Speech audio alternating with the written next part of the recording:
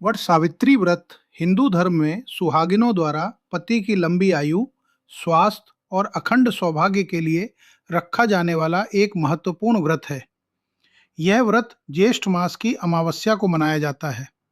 इस दिन वट वृक्ष के नीचे सावित्री और सत्यवान की पौराणिक कथा का श्रवण किया जाता है। यह व्रत न केवल पति पत्नी के रिश्ते को मजबूत बनाता है, बल्कि परिवार में सुख, शांति और समृद्धि भी लाता है। इस अवसर पर महिलाएं व्रत रखकर वट वृक्ष की पूजा करती हैं और अपने पतियों की लंबी उम्र की कामना करती हैं। और सावित्री व्रत की कथा हमें सिखाती है कि सच्चे प्रेम और समर्पण में कितनी शक्ति होती है। मध्य देश के राजा अश्वपति की पुत्री सावित्री, जो तेजस्वी और बुद्धिमान थी, ने वनवासी राजा द्युमत्सेन के पुत्र सत्यवान को अपना पति चुना।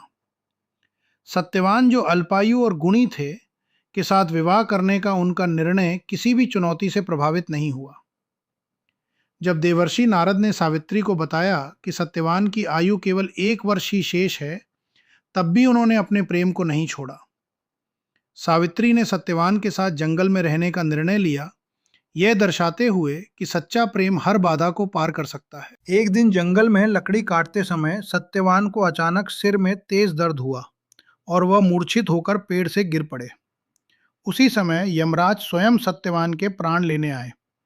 सावित्री ने यमराज से विनती की, लेकिन यमराज ने उनकी बात नहीं मानी और सत्यवान के प्राण लेकर दक्षिण दिशा की ओर चल दिए। सावित्री ने दृढ़ संकल्प के साथ यमराज के पीछे चलना शुरू किया। सावित्री के पतिव्रता धर्म और साहस से प्रभावित होकर यमराज ने उन्हें पति के प्राणों के अलावा 3 वरदान मांगने का अवसर दिया।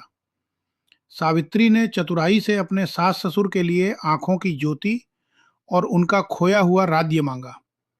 फिर अपने और सत्यवान के लिए 100 संतानों का वरदान मांगा। यमराज ने बिना सोचे तथास्तु कह दिया। इसके बाद सावित्री ने यमराज से कहा, एक पतिव्रता स्त्री बिना पति के संतान कैसे प्राप्त कर सकती है? यमराज अपनी ही बातों में बंध गए और अंततः उन्होंने सत्यवान के प्राण सावित्री को वापस लौटा दिए। वट सावित्री का व्रत भारतीय संस्कृति में अखंड सौभाग्य का प्रतीक है। इस व्रत को करने से सुहागिनों के पति पर आने वाले सभी संकट टल जाते हैं और उन्हें लंबी आयु का वरदान मिलता है। बरगद के पेड़ का महत्व भी विशेष है। इसे सनातन धर्म में अमरता का प्रतीक माना जाता है। इसके मूल में ब्रह्मा, तने में विष्णु और शाखाओं में शिव का वास माना गया है। इस वृक्ष की पूजा करने से तीनों देवों का आशीर्वाद प्राप्त होता है। यह व्रत पति पत्नी के बीच अटूट प्रेम, कर्तव्य निष्ठा और कठिन परिस्थितियों में साहस न हारने की प्रेरणा देता है। महिलाएं इस दिन वट वृक्ष की पूजा करती हैं। वे वृक्ष में सूत लपेटकर उसकी परिक्रमा करती हैं। इस पूजा का उद्देश्य सुखी वैवाहिक जीवन की प्रार्थना करना है। वट वृक्ष को संतान सुख और दीर्घायु का प्रतीक माना जाता है। महिलाएं अपने पति और परिवार की खुशहाली के लिए इस दिन विशेष रूप से प्रार्थना करती हैं।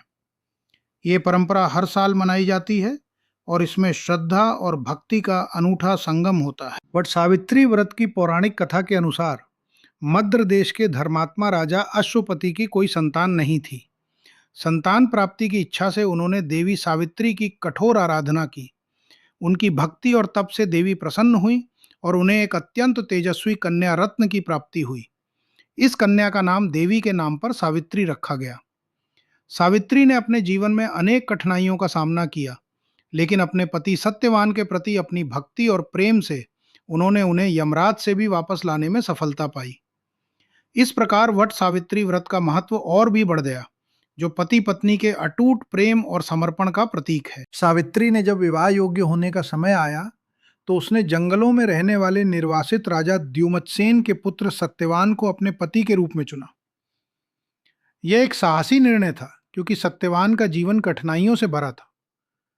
सावित्री की यह पसंद उनके साहस और प्रेम की कहानी को दर्शाती है। नारद जी की भविष्यवाणी ने राजा अश्वपति को चौंका दिया। उन्होंने बताया कि सत्यवान की आयु बहुत कम है और 1 वर्ष बाद उनकी मृत्यु निश्चित है। लेकिन सावित्री ने अपने प्रेम और संकल्प को नहीं छोड़ा। उन्होंने नारद जी की चेतावनी को नजरअंदाज करते हुए सत्यवान से विवाह करने का निर्णय लिया। उनका विश्वास और साहस इस बात का प्रमाण है कि सच्चा प्रेम हर बाधा को पार कर सकता है। संकट का दिन। सत्यवान की मृत्यु के 3 दिन पहले सावित्री ने अन्न जल का त्याग कर कठिन व्रत शुरू किया। जिस दिन सत्यवान की मृत्यु निश्चित थी, उस दिन सावित्री अपने पति के साथ जंगल में लकड़ी काटने गई। यह एक कठिन समय था, लेकिन सावित्री ने अपने प्रेम और साहस से हर चुनौती का सामना करने का संकल्प लिया। उसकी दृढ़ता और भक्ति ने इस संकट के समय में भी मजबूत बनाए रखा। यमराज का आगमन हुआ। जंगल में लकड़ी काटते समय सत्यवान का सिर चकराने लगा। वह एक वट वृक्ष के नीचे सावित्री की गोद में सिर रखकर लेट गया। कुछ ही क्षणों में मृत्यु के देवता यमराज आए और सत्यवान की आत्मा लेकर दक्षिण दिशा की ओर चल पड़े। सावित्री ने यमराज के पीछे पीछे चलना शुरू किया। यमराज ने उसे वापस लौटने को कहा, लेकिन सावित्री ने अपने पातिव्रत्य धर्म के बल पर मधुर और नीतिपूर्ण बातें कहीं। यमराज उसकी बातें सुनकर अत्यंत प्रसन्न हुए। यमराज ने सावित्री को प्रसन्न होकर 3 वरदान मांगने का अवसर दिया। पहले वरदान में सावित्री ने अपने अंधे सास ससुर के लिए आंखों की रोशनी मांगी। यमराज ने उनकी यह इच्छा पूरी की। दूसरे वरदान में सावित्री ने अपने ससुर का खोया हुआ राजपाट वापस पाने की प्रार्थना की। यमराज ने इस वरदान को भी स्वीकार किया। अंत में तीसरे वरदान में सावित्री ने 100 पुत्रों की माता बनने का आशीर्वाद मांगा। यमराज ने उसकी यह इच्छा भी पूरी की और इस प्रकार सावित्री ने अपने परिवार के लिए अनमोल वरदान प्राप्त किए। यमराज ने बिना सोचे समझे तथास्तु कह दिया। सावित्री ने बुद्धिमानी से कहा, एक पतिव्रता नारी के लिए पति के बिना संतान कैसे संभव है? यमराज अपने ही वरदान के जाल में फंसकर मुस्कुराते हुए सत्यवान के प्राण मुक्त करने पड़े। सावित्री जब वापस उसी वटवृक्ष के पास आई तो सत्यवान जीवित हो उठा। बट सावित्री व्रत का महत्व धार्मिक और सांस्कृतिक दृष्टि से अत्यंत गहरा है। इस व्रत को श्रद्धापूर्वक ज्येष्ठ अमावस्या को रखने वाली सुहागिन महिलाओं को सावित्री की तरह अखंड सौभाग्य का आशीष मिलता है। यह व्रत उनके पति पर आने वाले सभी संकटों को टाल देता है। वट वृक्ष की महत्ता भी विशेष है। इसे त्रिदेवों का वास माना जाता है। इसकी जड़ में ब्रह्मा, तने में विष्णु और शाखाओं में शिव निवास करते हैं। सावित्री ने इसी वृक्ष के नीचे अपने पति को पुनः जीवित किया था, इसलिए इसे स्थिरता और अमरत्व का प्रतीक माना जाता है। इस व्रत के प्रभाव से न केवल पति दीर्घायु होता है, बल्कि पूरे परिवार में सुख समृद्धि, संतान सुख और आरोग्य का वास होता है। विस्तृत पूजा विधि चरण दर चरण।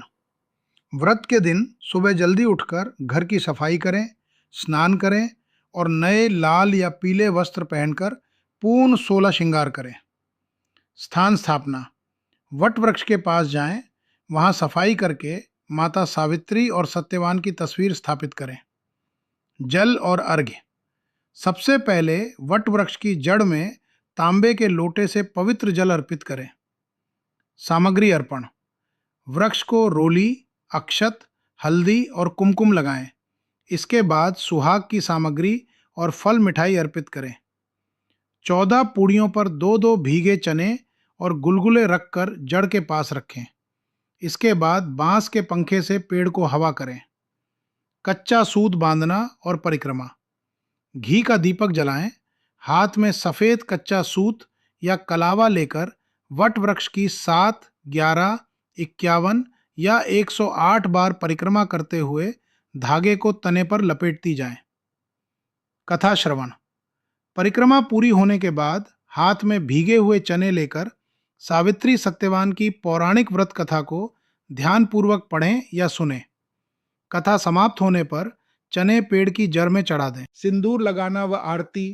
पूजा के अंत में माता पार्वती और सावित्री के चरणों का सिंदूर 3 बार अपनी मांग में लगाएं। कपूर या घी के दीपक से आरती करें और अनजाने में हुई भूल के लिए क्षमा मांगें। डिवोशनल व्रत का पारण। पूजा संपन्न होने के बाद सुहागिनें भीगे हुए चने के 7 दाने और बरगद के पेड़ की एक छोटी सी कोपल जल के साथ निगलकर अपना व्रत खोलती है। कपूर या घी के दीपक से आरती करें और अनजाने में हुई भूल के लिए क्षमा मांगें। व्रत का पारण। पूजा संपन्न होने के बाद सुहागिनें भीगे हुए चने के 7 दाने और बरगद के पेड़ की एक छोटी सी कोपल जल के साथ निगलकर अपना व्रत खोलती है।